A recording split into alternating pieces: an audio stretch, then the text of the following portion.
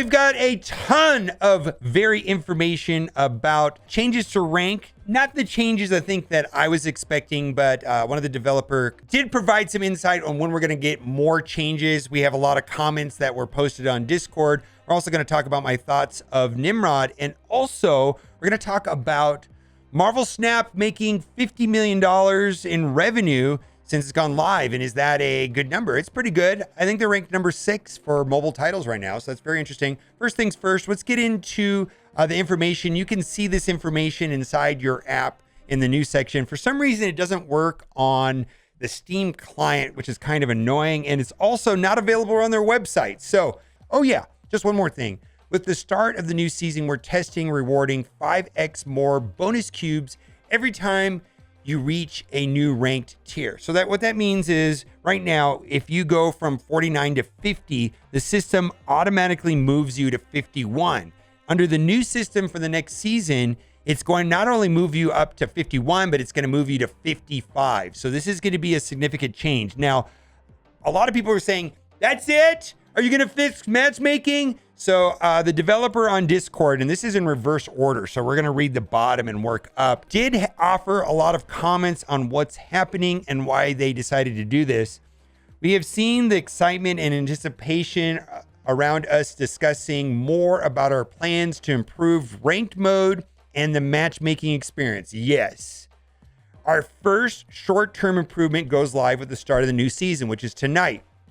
We're increasing the amount of bonus cubes earned when reaching a new tier from 10 to 50. So everybody gets reset by 30 plus cubes. So if you're at 90, you get reset to 60. If you're at 89, you get reset to 50. If you're anywhere in Infinite, you get reset to 70. So it should be easier to climb with this new system. However, we are not done making adjustments. Stay tuned for the blog, including future plans for rank mode and matchmaking in the next week or two. So there are more changes coming. I made a video about this yesterday. I'm very passionate about this topic, and we're not going to be getting information for about another week or two. We have a blog today about the new season, which we're going to go over, but the one with the more detailed on ranked mode and matchmaking will be in the next couple of weeks. And then he provides an explanation on why they made the changes that we're talking about. Based off our data, it was taking players too many games to get to the rank associated with MMR.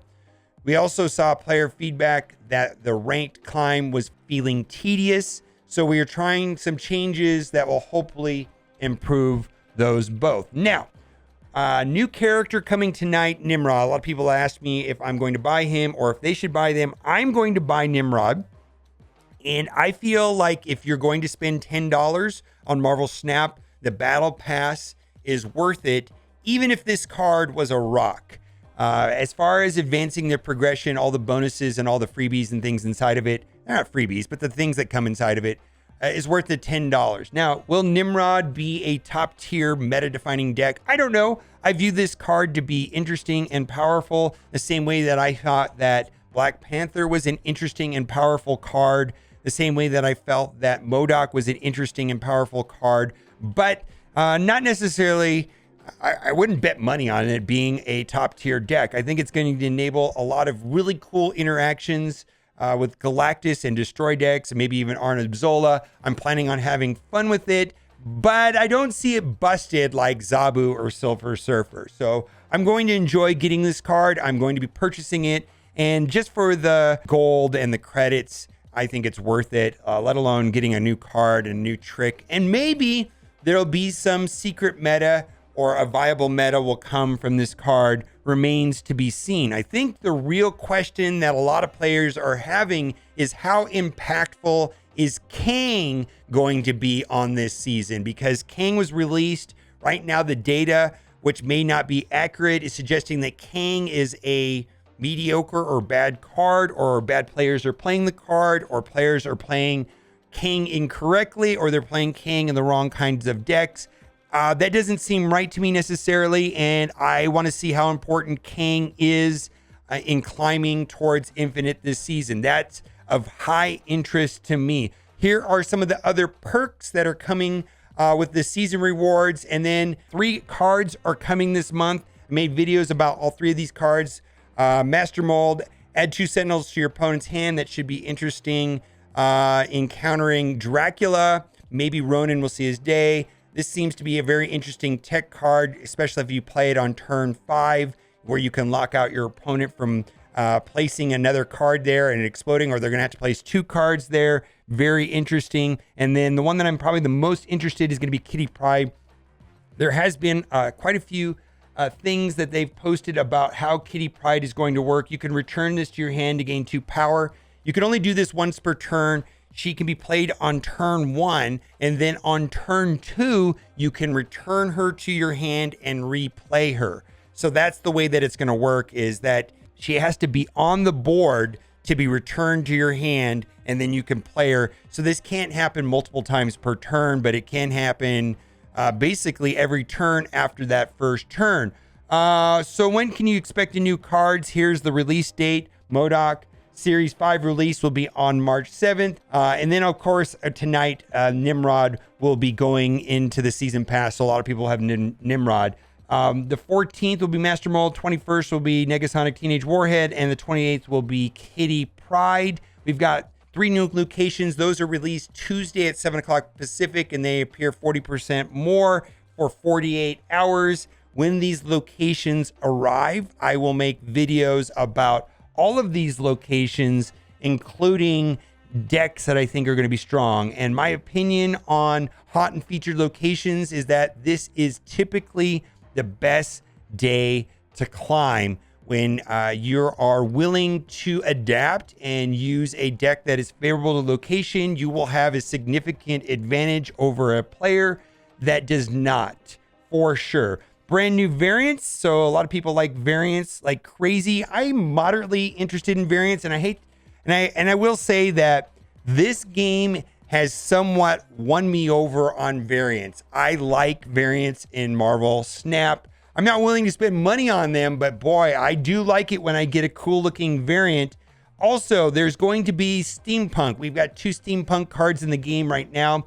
Bishop, Falcon, Shocker, Cerebro. We've got an interesting comment from the developer about Cerebro. These will be added to the collector reserve on March 21st. I was actually hoping this would be tonight, but it's going to be March 21st. But there was a question asked and answered on the Discord. Do you need to own a card for it to be obtained in the upcoming variant rush? And this is very interesting right here. If I don't own Cerebro, for instance, because Cerebro is pool 3, will I still have a chance to open the steampunk Cerebro variant? And if I do, will I be able to use it before obtaining the base card like a variant from bundles? And the answer is yes. You can get any of the variant rush variants regardless of the base card ownership.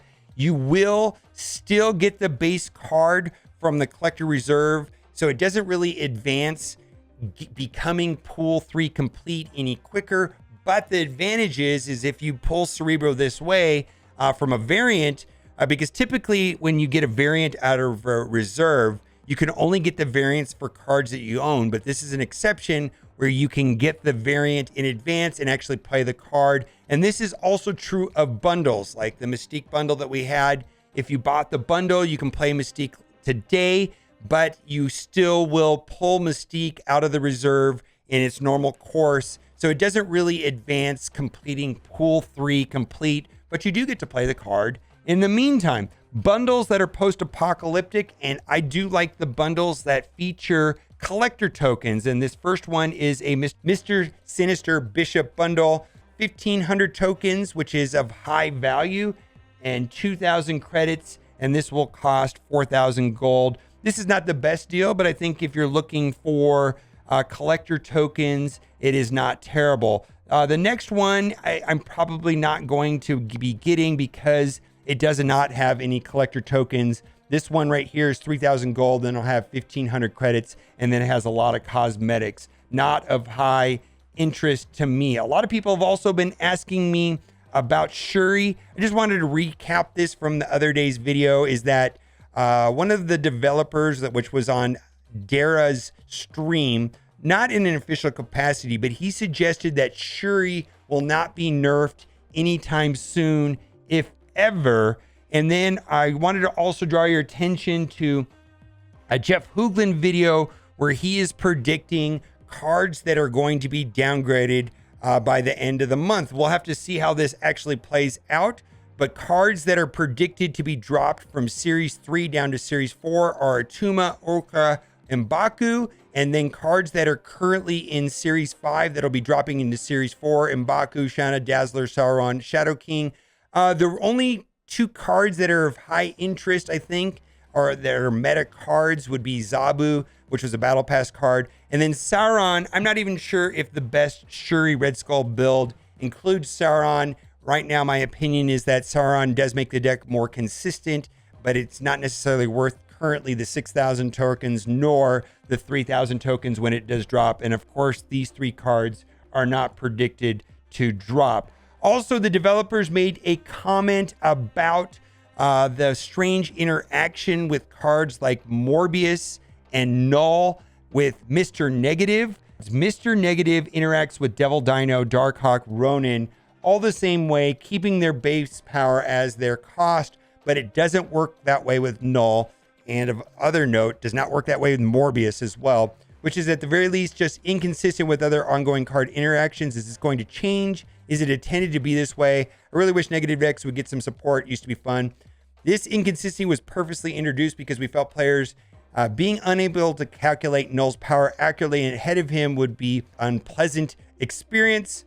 We'll be revisiting this functionality in a future patch. As of right now, it's more inconsistent than we need it to be to achieve our goal. So if you notice when you're playing Null or Morbius, the power of the card while in your hand goes up to reflect the power when you play it, and that does not work well with Mr. Negative. Are you satisfied with the Silver Surfer balance adjustment? Is the card now in a spot you wanted to see in terms of pick, win, cube rate? Anecdotally, I don't see the card anywhere, which is sad for a former season pass card. Surfer has appeared in our top 10 decks a few times this month, so I am tentatively satisfied that we are at least close to a good spot. He's particularly vulnerable to a couple popular decks, so that's also a factor to weigh. I would reword this last sentence. He gets screwed by Leech. He's vulnerable to Leech. Leech wrecks the Silver Surfer deck. Just say what you mean, Glenn. Leech ruins Silver Surfer, and a lot of decks play Leech. I was playing a move deck for the last 2 days, a move deck by Specimen, and it included Leech. I had it in my deck list titled Move Deck, and after playing a couple days, I changed the name of the deck, Leech Deck with Move Cards, because Leech won all my matches. Leech is something right now. Also, yesterday I made a video about Agatha, and I just want to clarify something. I think Agatha is a symptom of an underlying problem, and I think the real problem is not necessarily Agatha, but it's more about the way the MMR and the rank system works, and specifically how infinite players can tank their ranking intentionally. And Loaded Diapers reached out to me on Twitter, and he's an infinite player, says, I'm an infinite player who's facing lose bots after Agatha tanking my MMR. So he's using Agatha to tank his MMR.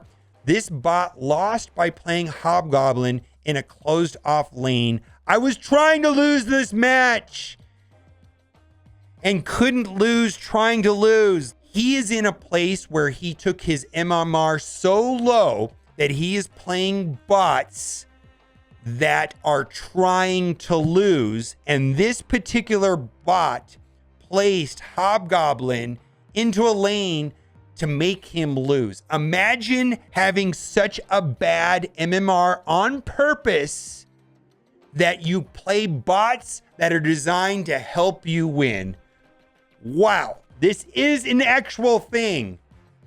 He responded to me on Twitter because of the video I made yesterday. Marvel Snap hits $50 million in revenue, 18 million downloads since launch. And I do think that is a good number. I think Marvel Snap is wildly successful. I also looked at another website right here where it is ranking Marvel Snap number 6. I do want to say that when I first saw this number, I thought the number was kind of low because, $50 million in revenue, which is like $10 million a month. That does sound like a high number. But if we compare that to other mobile games, Genshin Impact did $1 billion in the first 6 months that it came out. That is 20 times more than Marvel Snap. And then also Hearthstone last year, revenues of $400 million. That is like $33 million a month. Marvel Snap, now this data right here does not include the Steam data. It is just Android and iOS. I think the game is wildly successful, but for some reason the number is a little low, but I think that is a good thing because I think this game is very player friendly when it comes to monetization, and I would rather have it this way for sure. Are you happy playing Marvel Snap? I know I am. I'm really worried about matchmaking in the MMR season. I was a little bit disappointed about today's post. Hopefully we get more information in the next 2 weeks. Let me know what you think in the comment section. And as always, thanks for watching. Keep on gaming. Bye for now. Number 6 in revenue on iOS only. Okay.